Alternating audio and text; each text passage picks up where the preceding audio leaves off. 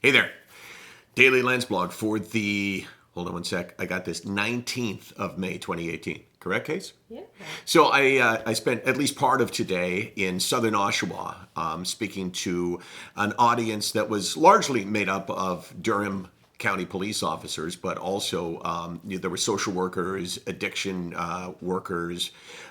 There were people that specialized, mental health nurses, and I tend to learn as much as maybe others learn when they hear me speak, because I'm not really teaching them anything other than what this experience feels like, and to try to give them a better idea if they're looking after someone who's struggling, what that person may need, what that person may be feeling. But what I learned from this was I got picked up by a cop at work, and good guy drove me from work to southern Oshawa. And he was a copper, and he was talking about some of the things that he saw. In fact, he said on the third day of his job, I think, came upon a double homicide. The third day of his job. And then he spoke about some of the things that he's seen over the years, just a fraction of what he's seen.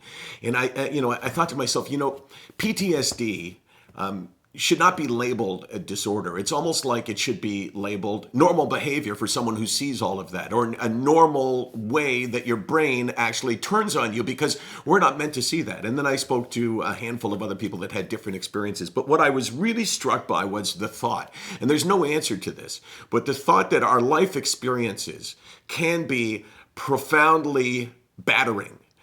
They can bruise us in ways that maybe we never really think about because they're not profound, like coming upon a double murder, like going to war and fighting, like seeing people killed around you. But sometimes the things that we experience in our lives that are so painful for us, we don't acknowledge the fact that they can have a lasting effect on us. And I just wonder, I don't know if there's any science to this, but I just wonder if many of us aren't experiencing some form of PTSD. Because let's face it, you don't have to see a dead body to feel like you have been assaulted.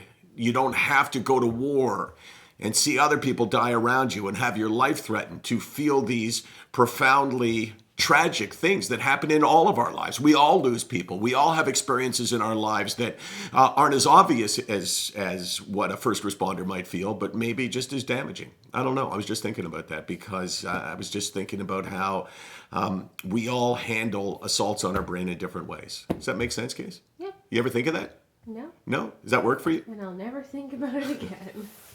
SickNotWeak.com, 24 hours a day, 364 days a year. I want to know your thoughts.